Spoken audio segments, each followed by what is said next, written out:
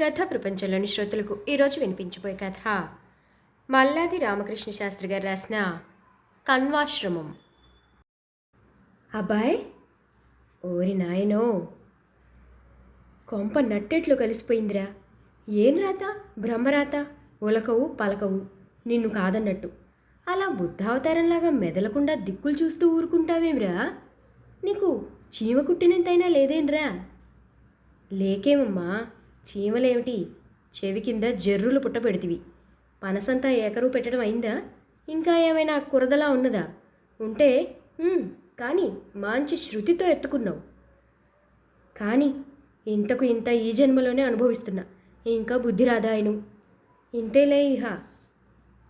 అంతేలే, పెద్దదానవు, కన్న తల్లివి, నీ దీవెన ఊరికే పోతుందా? నా కోరిక అదే. ఎందుకు పోతుంది? నీ బుద్ధి ఎన్నడైతే ఇలా పెడతల పట్టిందో ఆనాడే నాకు కానివాడవైనావని ఒక శోకం పెట్టి ఊరుకుంటేనో. నా చేసిన చేతంతా గంగలో కలిసింది. నీ నిర్వాహానికి సంబరాలు పడుతూ చంకలు గుద్దుకుంటూనే ఉన్నాను. నువ్వు చెడేది కాకుండా నిక్షేపాల కుప్ప, పండంటి పిల్లను కూడా పాడు చేస్తేవి కదరా. నీవు బాగు చేయడం లేదా అమ్మా? పోనీ అన్నీ చేశాను, ఒక్కటే తరువాయి. ఈ ఇంటికి నిప్పు పెట్టి లోతు చూసుకొని పెద్ద కృష్ణలు దిగుతాను. నీ దయ దగబోలును, కూతురు తగులుకుపోయినా అలా దోవలోకిరా. మరి అదా సంగతి. ఇందాకటి నుంచి ఈ మహదాశీర్వచనం కాకుండా అక్కడి నుంచే ఎత్తుకుంటే కథ మన ఇద్దరికీ హైరానా అంతా తప్పేది కదా. పోనీలే, దానికేంలే, లేచిపోయింది. ఆహా, ఢంకా మీద దెబ్బతీసి బజాయించే సత్వ పసిది దానికెక్కడదమ్మా. ఎవరితో? ఎవరున్నారు? ఆ ఇంటికి ఎదురుగుండా చచ్చిన వాడితోనే. అంతకన్నా ప్రయోజకుడెవరు ఈ వాడకట్టున? అమ్మశక్తి, ఆ జగత్తంత్రి ఇలా దేశాల అందరి కొంపలు తీసి ఈ పట్నం పావనం చేయడానికి ఇక్కడ వెలిసింది. కొడుకును అచ్చుపోసి వదిలింది ఊరి మీదకి. అయినా ఎందుకులే, ఇంతకు మన బంగారం మంచిది కానప్పుడు ఇంకొకరిని అనవలసిన పని ఏముంది?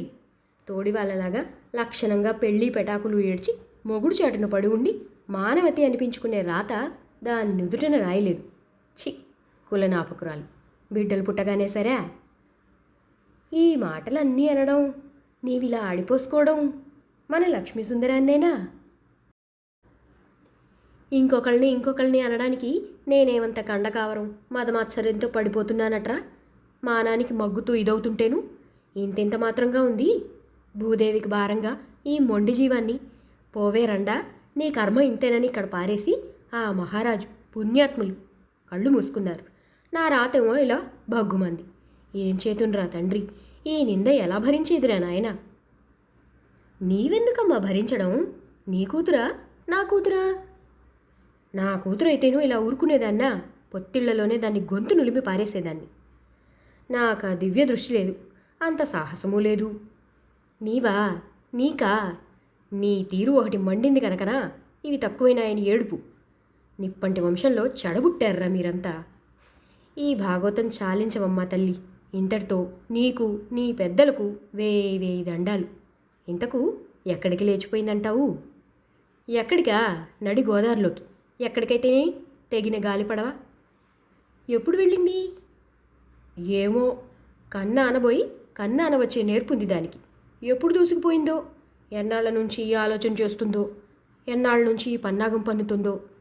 వీధి పాచి చేయడానికని కోడి కుయ్యగానే లేచి వతలికి వచ్చానా, మండువా దగ్గర పక్క మీద పిల్లలేదు.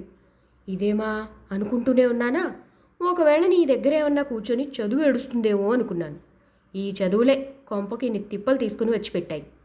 లోకం కళ్ళు మూస్తామట్రా, అప్పటికప్పుడే భగ్గుమంది. పువ్వు పుట్టగానే పరిమళించదు.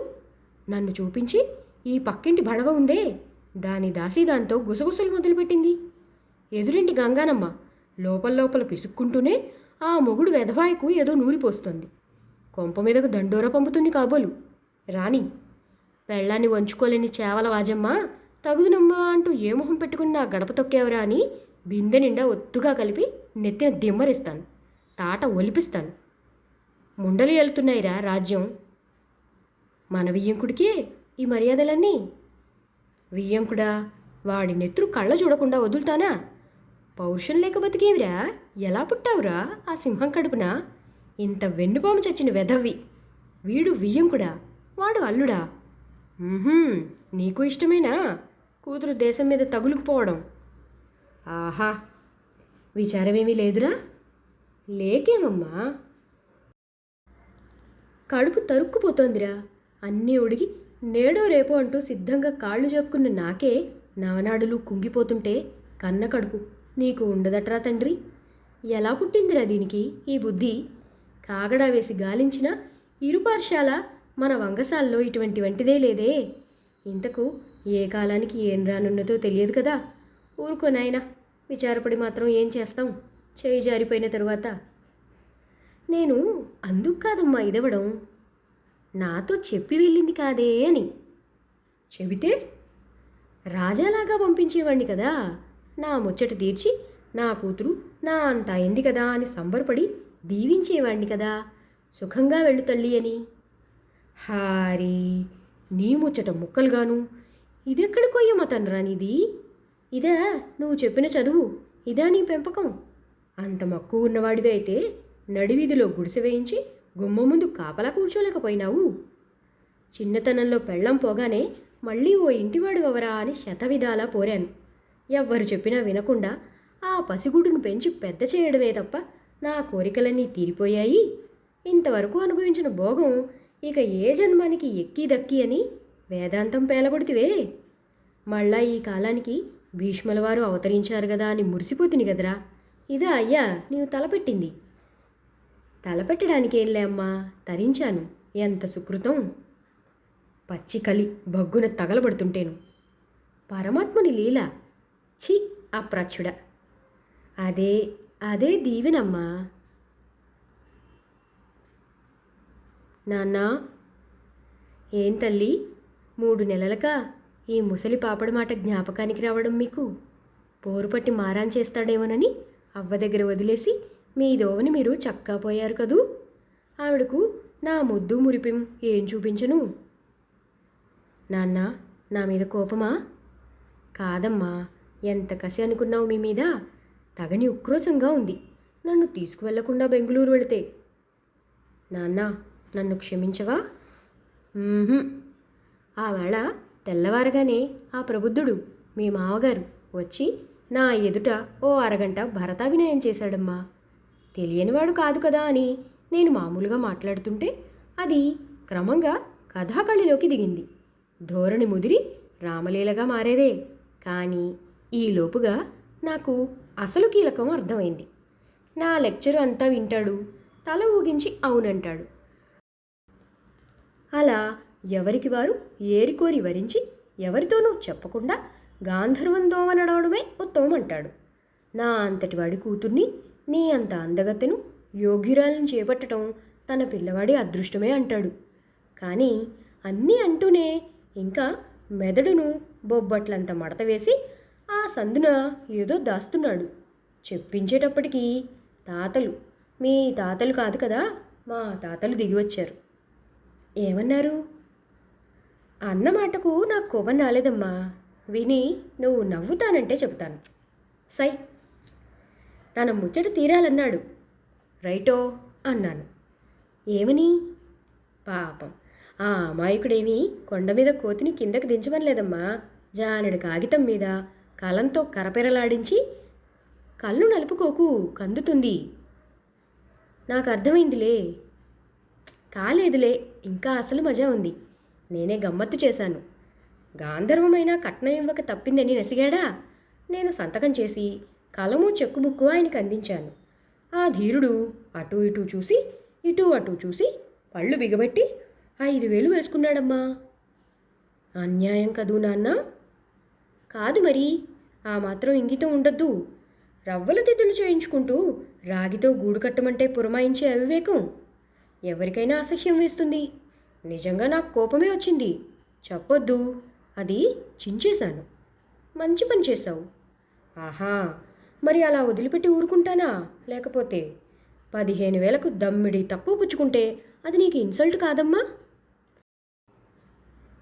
కాదు, బెట్టు చేసి చివరికి తీసుకున్నాడనుకో, అప్పుడు పని పట్టించాను.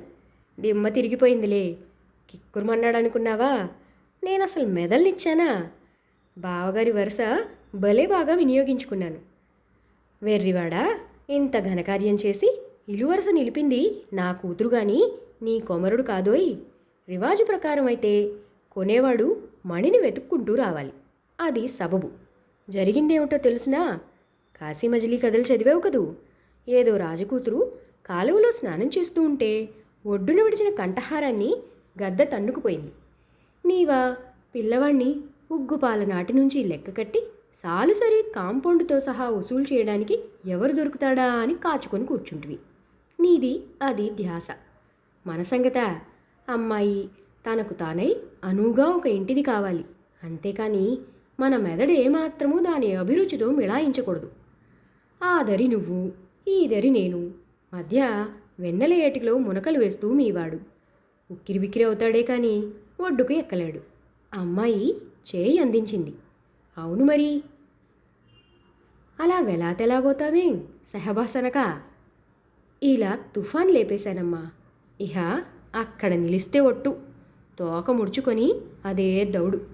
3 రోజుల దాకా తలుచుకొని నవ్వుకున్నాను. ఆయన మీద కోపం అంతా పోయిందమ్మా. అమాయకుడు, క్షమించాను. మరి నన్ను? ఇందాక చెప్పలేదు కదూ, ముసలివాణ్ణి అయిపోతానా నేడో రేపో. ఇంతమందిని క్షమించే ఓపిక లేదు నాకు. అదే పని అనుకున్నావా ఏం? చేతనైతే అదుగో వరండాలో కూర్చుని తన్ను మర్చిపోయినావేమోనని బెంగతో తొంగి చూస్తున్నాడే ఆ ధీరుణ్ణి చెవులు మెలేసి ఖైదీలాగా నా ముందుకు తీసుకువచ్చి నిలుపు. చేతనైతే తల ఎత్తి గర్వంగా చిరుమీసం మెలవేసి తన ధన్యవాదాన్ని ఆలపించమను. అప్పుడు మీ ఇద్దరిని దీవించుతాను. 5 నిమిషాల కన్నా వ్యవధి ఇవ్వను. చలో. నాన్న నా దగ్గర ఇలా ముద్దులు కుడుస్తూ ఉంటే నీ నాథుడు చూసావా, నన్ను విసిగించావా అంటే అన్నీ ఇలాంటి గ్రాంధిక ప్రయోగాలే చేసి కసి తీర్చుకుంటాను. పోనీలే దీవెన, తీరుబడిగా జరగాల్సింది కనుక వాయిదా వేద్దాం. నన్నిక కదపమాక. ఆ రణగుణధ్వనంతా అతని చెవి దగ్గర అలా తోటలో తిరుగుతూ నీ ఇష్టం వచ్చినంతసేపు చెయ్యి. నేను ఇవాళ ఈ కథ పూర్తి చేసి పంపకపోతే ఇంకా ఏమన్నా ఉందా సుందరం? తెలుగుదేశం యావత్తూ కేవలం తలకిందులైపోదు. కథా ప్రపంచంలోని శ్రోతలు ఇప్పటి వరకు మల్లాది రామకృష్ణ శాస్త్రి గారు రాసిన కణ్వాశ్రమం కథ విన్నారు. మరొక మంచి కథతో మళ్ళీ కలుద్దాం. అంతవరకు సెలవు. ధన్యవాదాలు.